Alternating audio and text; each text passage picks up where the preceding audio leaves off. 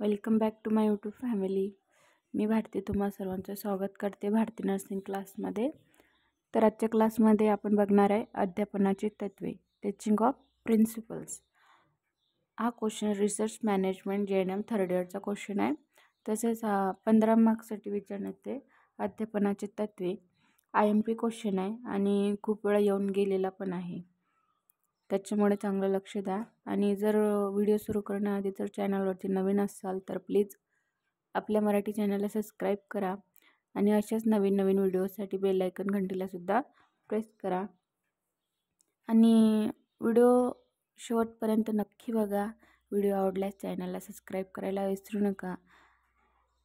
And अशाच म्हणजे आपले जे काही मराठी मित्रमैत्रिणी असतील त्यांनासुद्धा हँडरायटिंग नोट्स प्रोव्हाइड करा. आणि तुम्हाला जर याच्यावरती काही हँडरायटिंग नोटचा PDF किंवा क्वेश्चन पेपर जर हवे असतील तर आपल्या भारतीय नर्सिंग क्लास या चॅनलला लगेच जॉईन होऊन घ्या, जेणेकरून तुम्हाला नेक्स्ट व्हिडिओची नोटिफिकेशन ही सर्वात आधी मिळेल. तर सुरू करूया मग व्हिडिओला. अध्यापनाची तत्वे, टीचिंग ऑफ प्रिन्सिपल्स. सोप्या भागाकडून कठीण भागाकडे जाणे. आता सोप्या भागाकडून कठीण भागाकडे जाणे हा आपला पहिला मुद्दा आहे.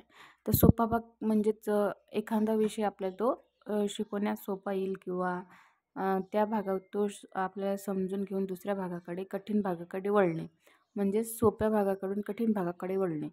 शिक्षण देत असताना जे सोपे आहे ते आधी शिकवावे व त्यानंतर कठीण अवघड भाग शिकवावा, म्हणजे समजण्यास व शिकवण्यास सोपे जावं.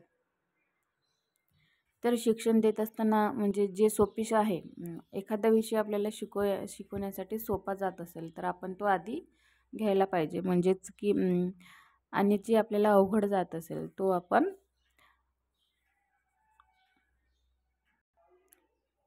नंतर शिकवावा. म्हणजेच याने काय होते तर जे शिकत आहेत विद्यार्थी किंवा म्हणा कुणी पण असतो, आधी जो शिक्षणाचा जो सोपा भाग आहे हा आधी शिकून घ्यावे आणि त्याच्याबद्दल त्याला थोडक्यात माहिती किंवा द्यावी, आणि जसे की त्यांना ते, आणि नंतरचा जो आहे कठीण भाग तो नंतर शिकवावा. जो आधीचा भाग सोपा होऊन गेलेला भाग असते त्याच्यानंतर कठीण भाग घ्यावा आणि चांगल्या पद्धतीने समजावून सांगण्याचे प्रयत्न करणे किंवा त्यांना समजण्यास शिकवण्यास तो सोपे होते मग त्या विषयामध्ये. नेक्स्ट आहे माहिती असलेल्या भागाकडून माहिती नसलेल्या भागाकडे वळणे. आता माहिती म्हणजे एखाद्या विषयाची आपल्याला माहिती आहे आणि या विषयाची माहिती नाही, त्यालाच माहिती असलेल्या भागाकडून माहिती नसलेल्या भागाकडे वळणे. प्रथम विद्यार्थ्यांना माहिती असलेल्या पाठाचे थोडक्यात प्रश्न विचारून उजळणी करून घेणे. जर एखाद्या म्हणजे प्रथम विद्यार्थ्यांना काय म्हणतात तर माहिती असलेल्या पाठाचे थोडक्यात विचारून उजळणी करून घेणे. जर एक आधीच्या क्लासमध्ये जर समजा गेल्या क्लासमध्ये आपण एखादा पाठ शिकवला असेल तर त्या पाठाची किंवा गेल्या क्लासचे आपण त्याच्यावर उजळणी करून घ्यावी किंवा त्याच्यावरून प्रश्न विचारावे आणि त्यांची उजळणी करून घ्यावे. त्यानंतर जे माहीत नाही आणि त्यानंतर त्या पाठाचं जे काही क्वेश्चन असतात किंवा जे काही क्वेश्चन आपल्याला समजला नाही किंवा तो आपल्याला लक्षात आला नाही, अशा विद्यार्थ्यांना ते प्रश्न विचारून घ्यावे. अशा अधिकच्या अधिक माहिती विद्यार्थ्यांना स्पष्ट करावी. आता अशाच पद्धतीची माहिती विद्यार्थ्यांना स्पष्ट करावी म्हणजे समजण्यात त्यांना सोपे जाते. स्वाभक्तीकडून अस्वाभक्तीकडे वळणे. जे साधारण आहे आणि जे नाही साधारण त्याला स्वाभाविक म्हणजे नॉर्मल अबनॉर्मलच. प्रथम एखाद्या विषयातील स्वाभाविक बाजू समजावून सांगणे, नंतर अस्वाभाविक बाजूचे वर्णन करावे.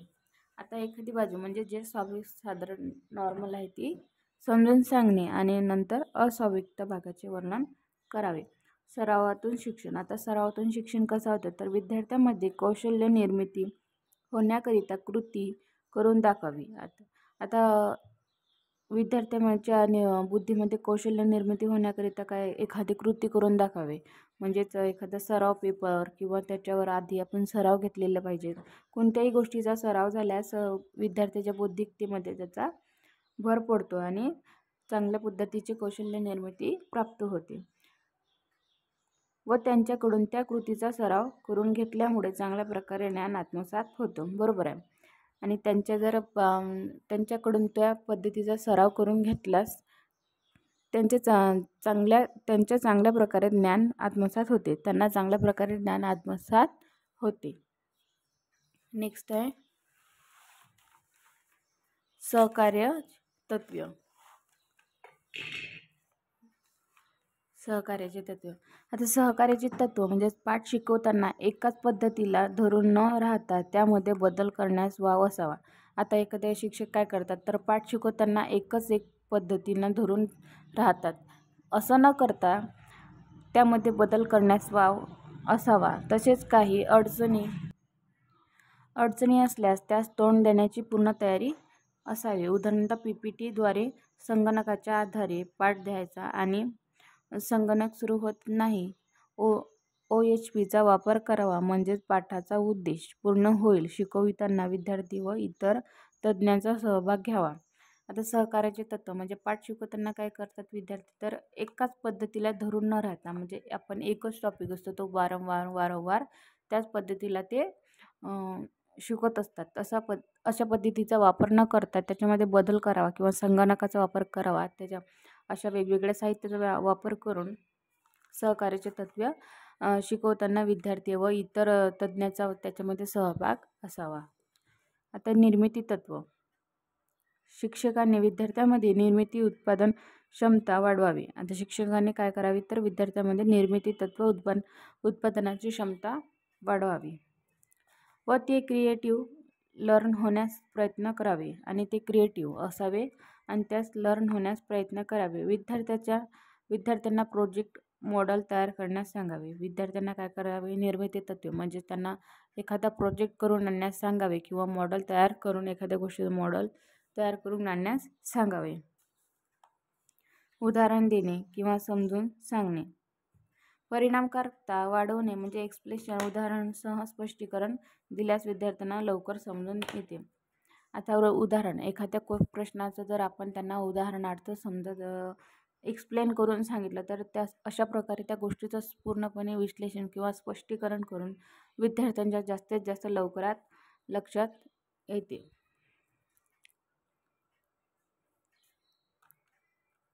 हा पॉईंट राहिला होता आपला. विशिष्ट गोष्टीकडून सर्वसामान्य गोष्टीकडे वळणे. आता जे काही विशिष्ट गोष्टी आहेत म्हणजे गोष्टी ही मर्यादित असते. काही गोष्टी ह्या मर्यादित असतात आणि अमर्यादित सुद्धा असतात. तर याच्यामध्ये काय होतं ती प्रथम शिकून सर्वसाधारण गोष्टीशी त्यांचा संबंध सांगावा. आता जे मर्यादित गोष्टी आहेत ती सर्वप्रथम शिकून जे सर्वसाधारण गोष्टी आहेत त्यांचा संबंध सांगावा. म्हणजे पहिले सर्वात आधी काय करायचं ज्या गोष्टी अमर्यादित असतात ते सर्वप्रथम शिकून घ्यावे. नंतर जे सर्वसाधारण म्हणजे आपल्याला ती गोष्ट येते त्या गोष्टीचा संबंध नंतर सांगावा. नेक्स्ट आहे चांगली मानवी संबंध. आता चांगले मानवी संबंध. शिक्षक व विद्यार्थ्यांमध्ये चांगले संबंध व संभाषण असल्यास शिक्षकाला शिकवण्यात व विद्यार्थ्यांना शिकण्यास आवड निर्माण होते. आता चांगले मानवी संबंध म्हणजेच शिक्षक आणि विद्यार्थ्याचे नाते म्हणजे परस्पर संबंध त्याच्यामध्ये. आता जर विद्यार्थ्यांचे शिक्षकांना जर शिकवताना विद्यार्थ्याला ते आवडत असेल तर त्यांचे नाते कसे असते तर चांगले म्हणजे त्यांचे आपसी संबंध हे चांगले असतात. आता एखाद्यामध्ये काय होते तर विद्यार्थ्यांना एखाद्या शिक्षणाचे आपल्याला शिकवताना ते समजत नाही किंवा ते शिक्षणात त्यांना आवडत नाही. अशा प्रकारे तर त्या शिक्षकाचा त्यांच्या मनामध्ये गैरसंबंध निर्माण होतो की जसे की हे सर शिकवताना आमच्या लक्षात येत नाही किंवा स्पष्टीकरण करताना समजून नीट सांगत नाही. अशा पद्धतीचा सहकार्य न करता शिक्षकांमध्ये व मानवी संबंध हे चांगले असावे. नेक्स्ट आहे मागोवा घेणे. समजण्याकरिता पाठाच्या शेवटी किंवा पुढील वाट शिकवण्यापूर्वी थोडक्यात त्यांचा आढावा घ्यावा म्हणजेच पाठाची उजळणी होऊन पाठ अधिक चांगल्या प्रकारे शिकवल्या जाते. आता मागोवा घेणे म्हणजेच समजण्याकरिता. आता विद्यार्थ्यांना समजण्याकरिता पाठाच्या शेवटी किंवा पुढील आता पाठाच्या सुरुवातीला किंवा शेवटी त्या पाठाची शिकवण्यापूर्वी थोडक्यात त्यांना आढावा त्या पाठाबद्दल विद्यार्थ्यांना समजून सांगणे किंवा त्या पाठामध्ये नेमके कशाचे विश्लेषण आहे किंवा एखाद्या गोष्टीचे किंवा म्हणा अशा त्याच्यामध्ये त्यांच्यावरती प्रश्न विचारावा व नंतर जर पाठ सुरू करण्याच्या आधी थोडक्यात त्याच्याबद्दल माहिती सांगणे आणि पाठाच्या शेवटी त्याच्यानंतर म्हणजे थोडक्यात त्या पाठावर प्रश्न उत्तरं विचारणे म्हणजे विद्यार्थ्यांना चांगल्या प्रकारे शिकला जातो आणि शिक्षकाच्या पण लक्षात येते की हा पाठ चांगल्या प्रकारे आपण शिकवला, म्हणजेच विद्यार्थ्यांना चांगल्या प्रकारे तो समजला किंवा त्यांच्या लक्षात आला, म्हणजेच मागोवा घेणे. तर अशा प्रकारचे अध्यापनाचे तत्त्वे आहेत.